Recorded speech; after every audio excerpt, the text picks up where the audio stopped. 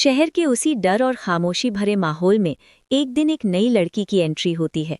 उसका नाम था रिया। देखने में वो बिल्कुल साधारण थी। हल्के सूती कपड़े, आंखों पर साधारण सा चश्मा, बालों की सीधी चोटी और कंधे पर किताबों से भरा बैग। पहली नज़र में कोई भी उसे एक आम कॉलेज स्टूडेंट ही समझता। रिया शहर के कॉलेज में एडमिशन लेने के बहाने आई थी। उसने कॉलेज के पास ही एक छोटे से पुराने मकान में किराए पर कमरा लिया। मकान मालकिन एक बुजुर्ग महिला थी, जो उसे पहली ही मुलाकात में समझाने लगी, बेटा, यहाँ का माहौल ठीक नहीं है। कॉलेज जाओ तो सीधे वापस आना। रास्ते में पुलिस वालों से बचकर रहना, खासकर उस रणवीर चौहान से। रिया ने उनकी बात ध्यान से सुनी और बस हल्की सी मुस्कान के साथ बोली, आप चिंता मत कीजिए अम्मा, मैं अपना ध्यान रख लूंगी। लेकिन अम्मा को ये नहीं पता था कि ये साधारण सी दिखने वाली लड़की असल में इस जिले की नई डीएसपी थी। उसे गुप्त रूप से यहाँ भेजा गया था क्योंकि पुलिस विभाग को लगातार शिकायतें मिल रही थीं कि कुछ पुलिस अधिकारी ही जनता को परेशान कर रहे हैं। रिया ने तय किया था कि वो बिना किसी को बताए भेस बदलकर खुद सच्चाई सामने लाएगी। वो किसी पर सीधे कार्रवाई करने से पहले ठोस सबूत जुटाना चाहती थी, ताकि कोई भी दोषी बच न सके। अगले दिन सुबह रिया पहली बार कॉलेज के लिए निकली। उसे अच्छी तरह पता था कि किस रास्ते से जाना है। वही रास्ता जहां पान की दुकान के पास रणवीर और उसके साथी रोज बैठते थे। जैसे ही वो उस जगह के करीब पहुंची, उसका दिल बिल्कुल शांत था, लेकिन उसकी आंखें हर चीज पर नजर रख रही थी। उसने अपने बैग का स्ट्रैप हल्के से ठीक किया, जिसमें एक छोटा सा हिडन कैमरा लगा हुआ था। जैसे ही वो पान की दुकान के सामने से गुजरी, रणवीर की नजर उस पर पड़ी। ओए, नहीं आई है क्या? उसने सीटी बजाते हुए कहा। काले हंसते हुए बोला, लगता है सीधी साधी है, जल्दी लाइन पर आ जाएगी। मुन्ना ने भी बात बढ़ाई, अरे मैडम, रास्ता भटक गई हो क्या? हम छोड़ आती हैं। रिया ने उनकी तरफ एक पल के लिए देखा, लेकिन कुछ बोली नहीं। उसने सिर झुकाया और चुपचाप आगे बढ़ गई। उन तीनों को लगा कि वो डर गई है, लेकिन असल में रिया अपना काम शुरू कर चुकी थी। उसके कैमरे में उनकी हर हरकत, हर शब्द रिकॉर्ड हो रहा था। उस दिन के बाद रिया रोज उसी रास्ते से कॉलेज जाने लगी। हर दिन वही सीन दोहराया जाता।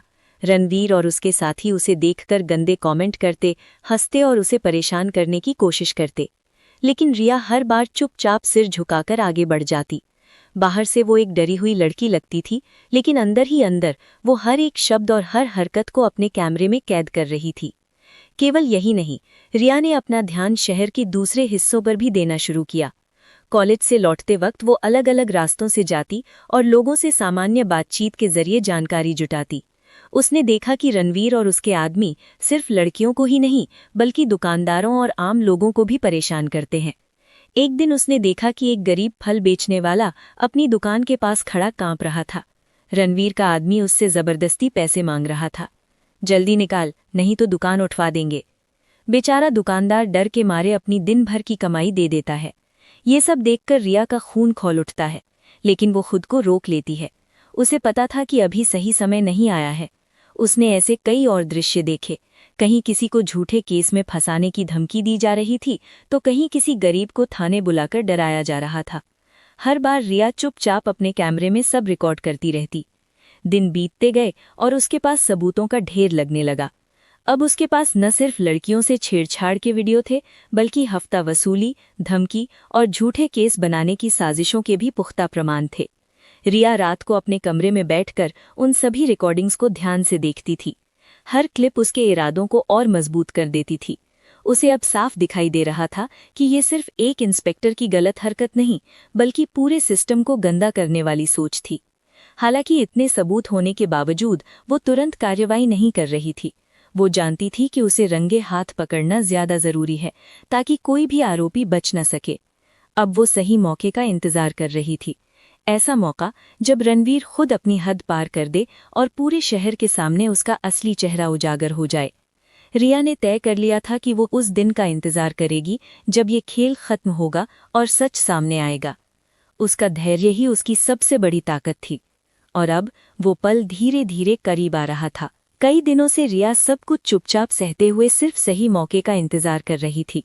उसके पास अब इतने सबूत जमा हो चुके थे कि वो चाहती तो कभी भी कार्रवाई कर सकती थी, लेकिन वो जानती थी कि असली असर तभी होगा जब सच सबके सामने आएगा। एक दिन दोपहर का समय था। कॉलेज की छुट्टी हो चुकी थी और सड़क पर भीड़ थी। छात्र छात्राएं अपने अपने घर लौट रहे थे। रिया भी उसी रास्ते से वापस जा रही थी। तभी उसने देखा कि आगे भीड़ जमा है। रिया के कदम अपने आप तेज हो गए।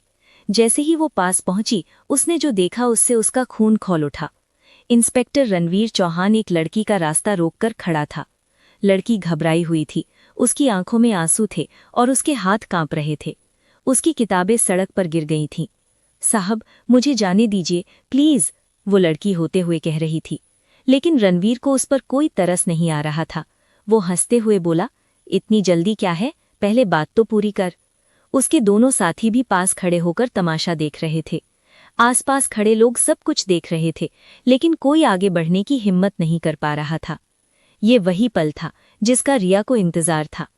रिया भीड़ को चीरते हुए आगे बढ़ी और सीधे उस लड़की के सामने खड़ी हो गई। उसने झुककर जमीन से उसकी किताबें उठाईं और उसे पकड़ाते हुए धीरे से कहा, डरो मत, तुम जाओ यहां से।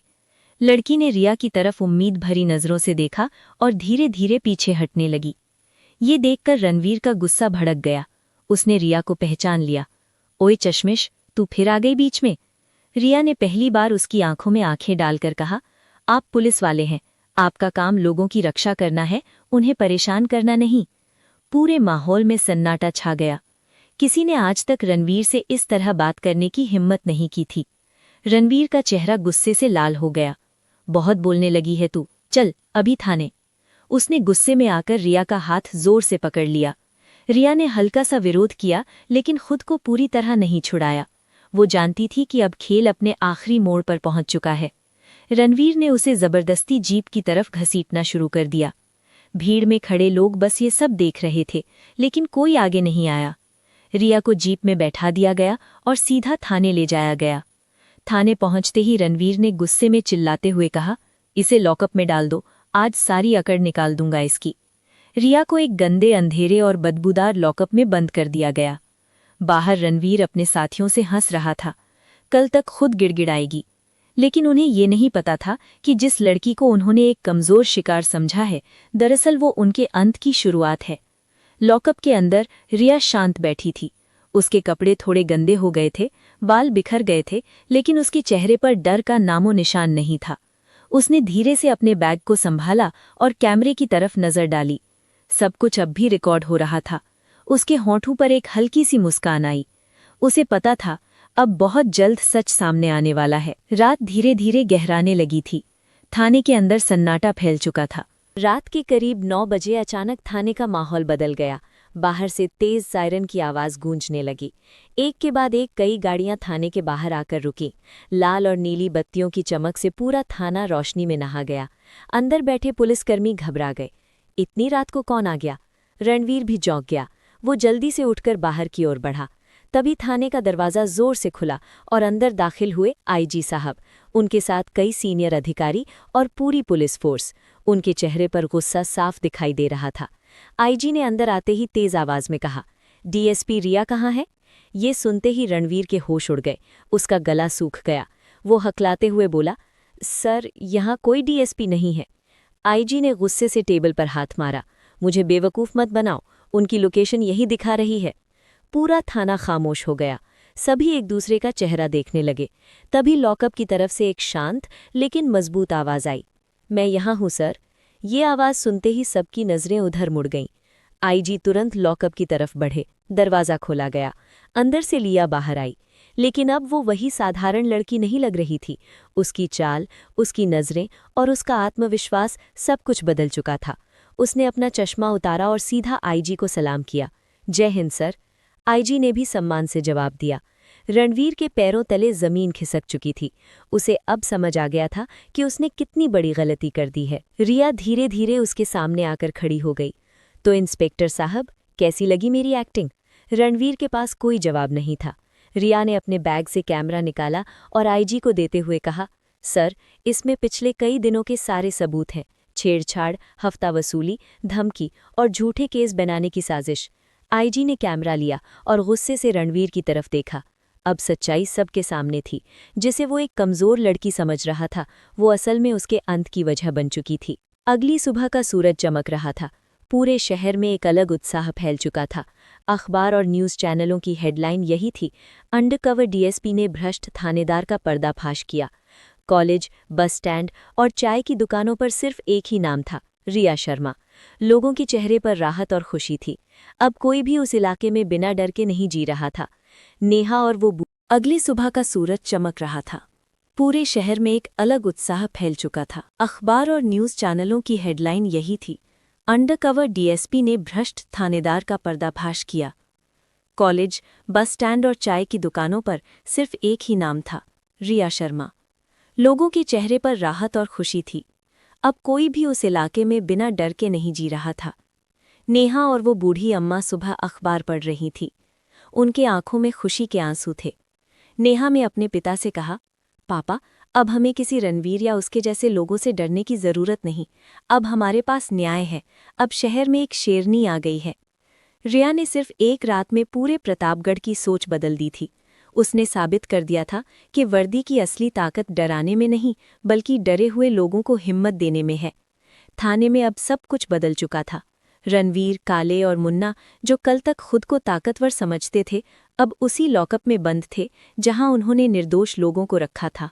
रिया ने आईजी साहब के साथ बैठकर पूरे मामले की जांच की और दोषियों के खिलाफ कड़ी कार्रवाई की।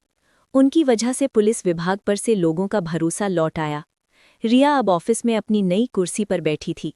उसके चेहरे पर संतोष और आत्मविश्वास झलक रहा था। उसकी आंखों में वो चमक थी जो न्याय और सच्चाई की गवाही दे रही थी। पूरा शहर अब उसे ही सलाम कर रहा था। लोगों ने समझ लिया कि सही समय और सही योजना के साथ कोई भी अन्याय झेलने वाला नहीं रह सकता। रिया ने अपने काम से साबित कर दिया कि शक्ति और सम्मान केवल वर्दी में नहीं, बल्कि ईमानदारी, साहस और न्याय के लिए खड़े होने में है। अब प्रतापगढ़ में लड़कियां निडर होकर कॉलेज जा सकती थीं। दुकानदार और आम लोग पुलिस पर भरोसा कर सकते थे। रिया की ये कहानी केवल एक उदाहरण नहीं, बल्कि प्रेरणा बन गई। वो दिखा चुकी थी कि असली बहादुरी डर को हराने में है, न कि डराने में। इस प्रकार भ्रष्टाचार और डर का अंत हुआ और न्याय और विश्वास की जीत हुई। शहर ने अपनी खोई हुई सुरक्षा और आत्मसम्मान वापस पाया। रिया ने साबित किया कि सही समय पर साहस दिखाना और अपने कर्तव्य के प्रति ईमानदार रहना किसी भी सिस्टम को बदल सकता है।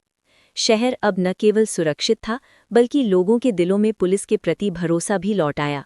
और इस तरह रिया शर्मा ने न सिर्फ भ्रष्ट थानेदारों को सजा दी, बल्कि पूरे प्रतापगढ़ में न्याय और साहस की मिसाल कायम की। शहर के